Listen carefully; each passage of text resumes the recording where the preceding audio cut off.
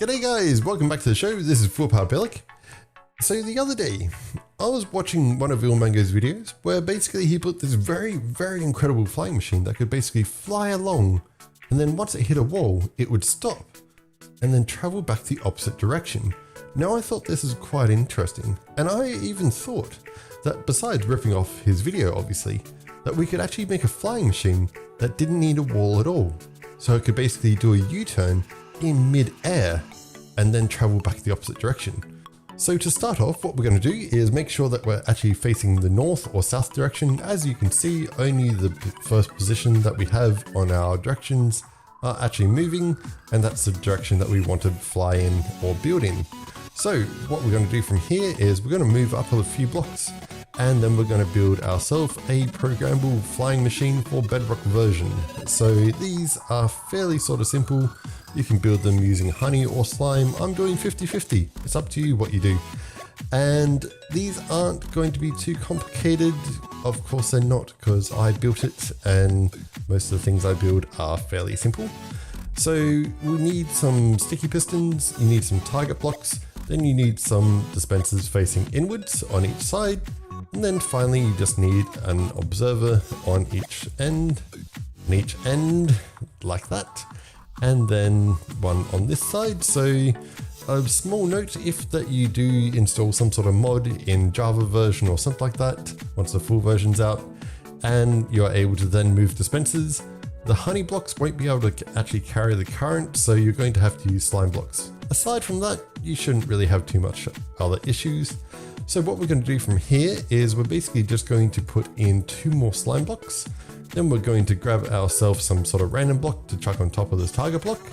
Then we're going to grab a hopper, so something like this, where you can see that we've faced it down into the dispenser, and that's basically it. It's not really too complicated at all. So all that I'm going to do now is obviously make some sort of very quick ad hoc machine to basically move around where the hopper is. So as you can see, quite simple. All I've done is just moved it to that blank spot so that it's going to be pushed by the netherite block. Don't need to use netherite, you can use glass or anything else. I'm just using it because people are going to pay attention to it. So from here, what we're going to do is I'm just going to get rid of that so you can see it a little bit easier. Now for programming, we're going to need to program it to travel a certain distance.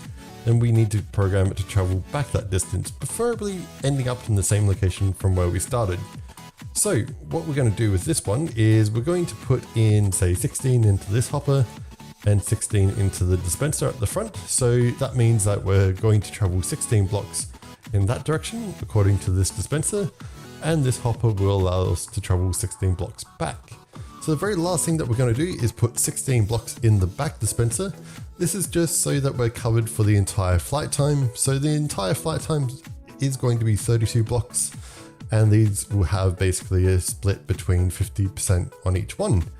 So to see this in action, all that you need to do is activate the back one. And as I zoom out a little bit, you'll see that it actually travels the 16 blocks. That should be about where we'll see it swap over. And what will happen with this machine is that once it reaches the 16 blocks, that slime block section to it will actually travel forward, but then travel backwards. From there, what we're going to do is we're going to actually have that hopper move location to be just on top of the dispenser, as you just saw. And then it will then travel all the way back. Right, interesting sort of stuff. And now that we know how it all works, that it should be fairly simple to make this a little bit better, because as you probably noticed, this machine here is right on its block limit. You can't add any more blocks to it, because if you do, the pistons won't be able to push it. So what we're going to do from here now is we're actually going to modify this a little bit more so that we could have a slave machine actually do all the work that we need it to do. And this will just basically control it. So let's get rid of the netherite block, add some more dispensers and chuck another dispenser on that one. And that's basically it. All that we need to do from here now is, let's say, make a slave machine very quick and easy. So if we add a piston there, and then we need some slime blocks, then we need another target block, another sticky piston, and I'm just going to go with honey blocks just to keep with the whole sort of theme for this build. Okay, so Now that that's pretty much done, as you can see, it's fairly sort of simple. It's pretty much kind of like this sort of section here, just without all the dispensers and observers and hoppers and all that sort of stuff.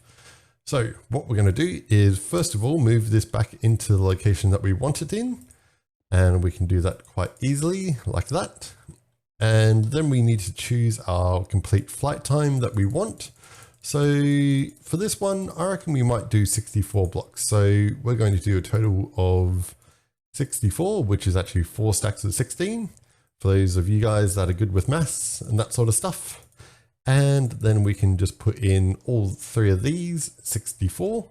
Now these ones, again, we need to split it between our total flight time. So we need to put 32 on the hopper, 32 on the dispenser, and that's basically it. So let's fire this off. And as you will see in a second, it will then grab the slave machine.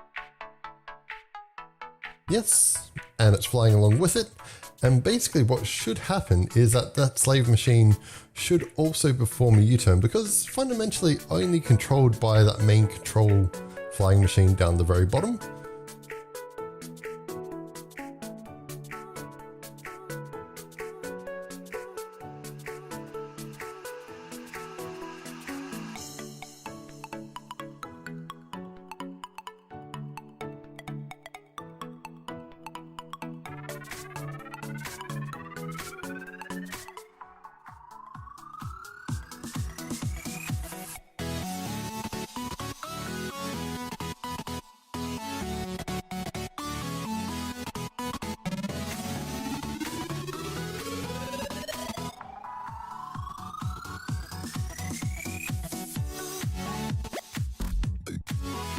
So that's basically it. We now have in Bedrock flying machines that can fly in both directions, but not only that, also stop in mid-air and return from where they came.